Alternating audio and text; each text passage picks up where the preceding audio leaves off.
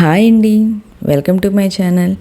ఈరోజు వీడియోలో 2024 సంవత్సరంలో శ్రావణ మాసంలో అనగా ఆగస్టు నెలలో హర చతుర్థి ఏ రోజున వచ్చింది అంటే ఆ రోజు చంద్రోదయ సమయం ఏమిటి, పీఠం పేరేంటి, ఏ నామంతో పూజించాలి అనే అన్ని విషయాలు నేను ఈ వీడియోలో తెలియజేస్తాను అండి.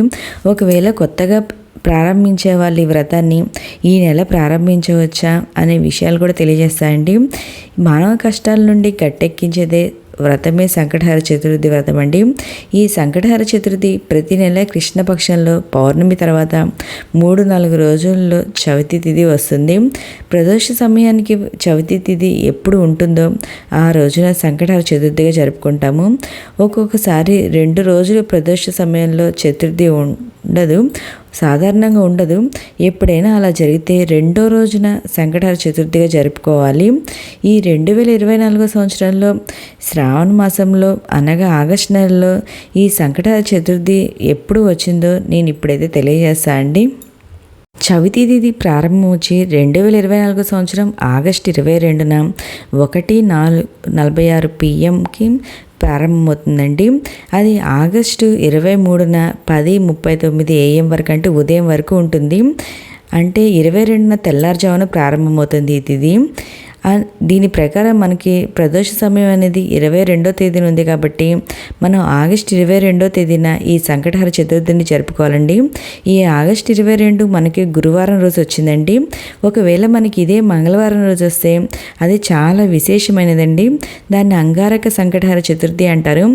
ఇది లాస్ట్ జూన్ నెలలో వచ్చిందండి. అందరూ కొత్తగా ప్రారంభించే వాళ్ళందరూ కూడా ఈ నెలలో ప్రారంభించారు. చాలామంది వాళ్ళు కంటిన్యూ చేస్తున్నారు ఈ వ్రతాన్ని అయితే. ఈ రోజున చంద్రోదయ సమయం వచ్చి 8:51 అండి. ఒకవేళ మీరు ఏ ప్రాంతాల్లో ఉన్నారో నాకు చెప్పండి, నేను కమెంట్ పెట్టండి.